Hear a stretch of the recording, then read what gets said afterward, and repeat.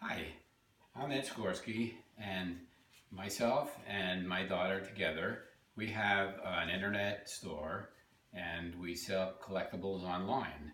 Our store is called Bring Back the Memories, and we sell on eBay, we sell on Etsy, and we have our own website. And we're also going to have a YouTube channel, and we're going to have videos where hopefully you'll be able to subscribe or tune in, and we'll give you a lot of free information about collecting things that I think that some of the stuff you may know, but a lot of things that you've never heard of before that I'm sure you're going to enjoy. Now, the first thing, as far as collecting, there are many, many things that you can collect, but we're going to focus today on just paper collectibles, okay? And paper collectibles can be anything, and paper is really great because number one, it's very light, doesn't take up an awful lot of room. You can store it in a drawer, in an album, you can frame it on the wall, so it's really, really good that way. A good example, I'm just talking about myself, I came from a really big family in the fact that my mother and my father both came from very large families. Each one of them had 7 brothers and sisters. And so because of that, when I was young, family gatherings were really big.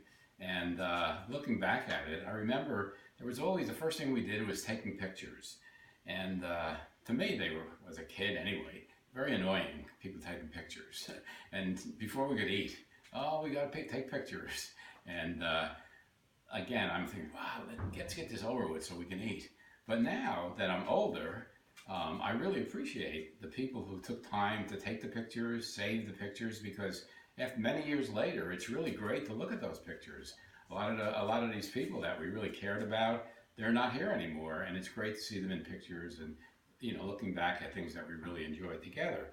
So that's just one example. But what we're going to focus on today are collectibles, pictures, not only pictures, but things that you can find and you can buy that you can collect, okay? And we're going to talk about 3 things basically. One that I really like a lot is sports cards. Sports cards in a way like baseball cards, football cards, those are the 2 main ones, but you can also collect basketball cards, hockey cards, things like that. And I like the old cards for 2 reasons. As a kid, I loved playing baseball. I was born in New York City, and my father loved the Yankees. Weekends we used to always go to Yankee games, and here's our cat Sushi coming into as part of the movie. But yeah, we'd go to Yankee Stadium, sit in the bleachers, watch the Yankees play. I would see Mickey Mantle play, Whitey Ford, Yogi Berra, people like that, and really enjoyed it. And so that would naturally feel I'd want to collect baseball cards, okay? And then in addition to that, another thing that I like collecting was non-sports cards. Non-sports cards, there was a lot of cards with things like history, World War II, Civil War, and even, older than that. Okay, and then finally, the last thing I'm going to talk about is stock certificates. Fairly new collectible, but maybe one of my favorites, okay? Now, the thing is about these collectibles, first of all, where do you get them from? Well, flea markets. I love going to flea markets because you can find things. You can go to auctions. You can buy them on the internet, okay? Go to yard sales. See ads in the paper. A lot of people sell collectibles, okay? Now I want to give you some examples of things and talk about those. All right, baseball cards. Now I've got a few over here. Here's one. This is a 1952 Bowman Willie Mays card, okay? Now there are price guides. In the price guide, which I'll show you here, here's an example of a price guide. This guide tells you how much the card is worth. Now, I already looked up this card, and it says that the high value of this card is $1,800, okay? Now, is this card really worth $1,800? And the answer is absolutely not. The reason it's not is because of the condition. If this were in mint condition, that mint is like right out of the package, it would probably be worth more than that. But this card has some creases, not really that great condition, but it's still a very desirable card to have. So what is this card worth? Well, actually any collectible is worth what somebody's willing to pay for it, okay? So if I were going to sell this card, how much would I sell it for? Well, again, selling, a lot of times it's negotiable, you know. What you might get for it today might not be what you'd get for it tomorrow. So I would say this card probably somewhere, because of the condition, somewhere between $100 and $500. That's a broad range, I know, but I would say that would be what it's worth. If it were in newer condition, it'd be worth a lot more. So there's an example of a card. Now let me just show you a few other baseball cards. This card here, one of my favorite baseball cards. I think this is the best baseball card of all. It's Pee Wee Reese. He was a Dodger shortstop back in the 1950s. Now, he was a good player. He's actually in the Hall of Fame, but not a great player, but still pretty good.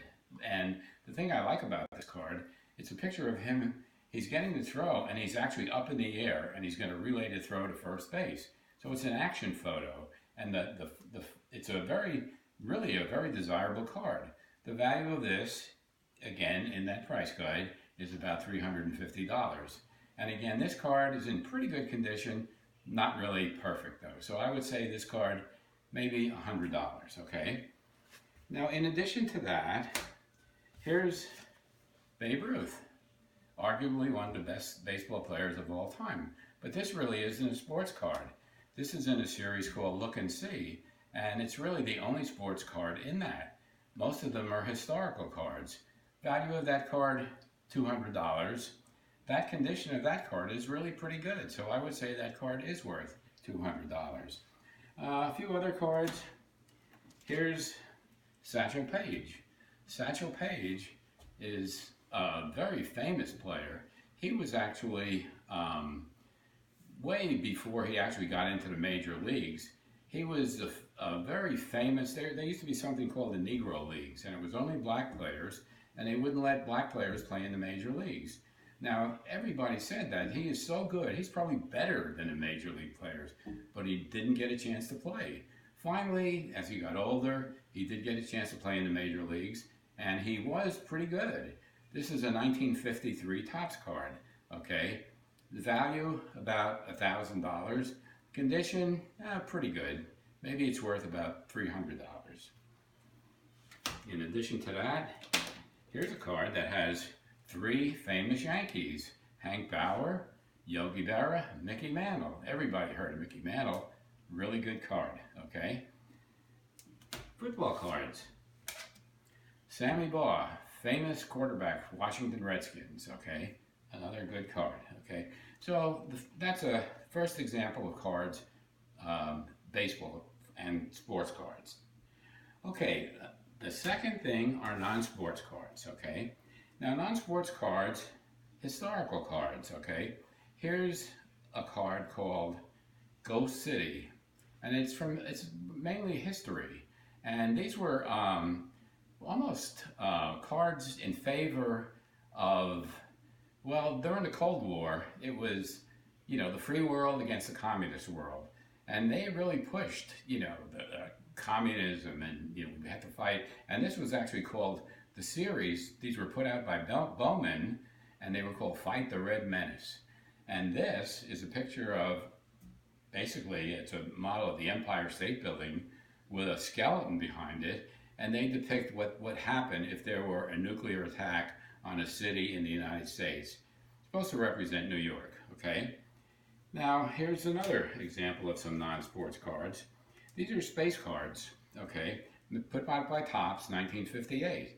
Now, 1957 is when the Russians launched Sputnik, the first satellite, and that started the space war. United States against Russia, who would get the first man in space, who would get to the moon first, and things like that. These cards depicted space travel before they actually existed. Really good set of cards, okay? Here's a set of cards by Bowman, or by Topps, Fighting Marines, United States Marines, and there's a whole series of cards on that. Okay, so that's the second group of collectible items that we're going to talk about. And finally, the last group is a fairly new collectible, and it's collectible stock certificates. These are stock certificates that were issued showing that you own stock in this company. This is a railroad company. It's the Missouri, Kansas, and Texas Railroad, and it's signed by a famous railroad owner, Jay Gould. Because of the signature, this certificate is valued at about $500, okay? Without the signature, it wouldn't be worth nearly that much, okay? Now, is this certificate worth anything? Can you trade it in for money? Absolutely not. It's been canceled, and so its only value is as a collectible. But people really like to collect these things for many reasons. Has a historical value. The artwork is tremendous. It's a beautiful certificate. The printing, and the thing is, it's metallically engraved. And the reason for that is because it showed ownership in stock. And just like currency, they didn't want it counterfeited. So they made these certificates, and they made them for stock certificates and also for bonds. Bonds was even more important, because if you had a bearer bond, that meant that whoever was holding that bond, let's say it was a $1,000 bond, it would actually be like a $1,000 bill. It said pay to the bearer of. The bearer of is the person who owns the certificate. Again, these are all collectible. They're not worth anything as far as trading them in for cash, but they're worth whatever people pay for collectibles. And how do you find out what they're worth? Well, several ways. One is price guides. There are price guides that you can buy at the bookstore. They have them at Barnes & Noble bookstore. You can buy them online on Amazon. Here's collector for sports cards. Here's record albums. This whole book is full of record albums, what they're worth, what people will pay for them, okay? And here's a price guide for railroad stock certificates, okay? So in later videos, we're going to spend more time talking about each of these, but I just wanted to, for the starting video, just explain a little bit about paper collectibles, some of the things that we specialize in, and the reasons for collecting it. Number one, because you enjoy collecting, and number two, because you can use it as an investment and actually make money by holding on to it and waiting till it increases value, or getting it at a low price and selling it at a higher price. So these are all things we're going to cover in later videos. Hopefully you'll tune in and watch them and enjoy them, and maybe be able to make a little bit of money too. All right, thanks for watching.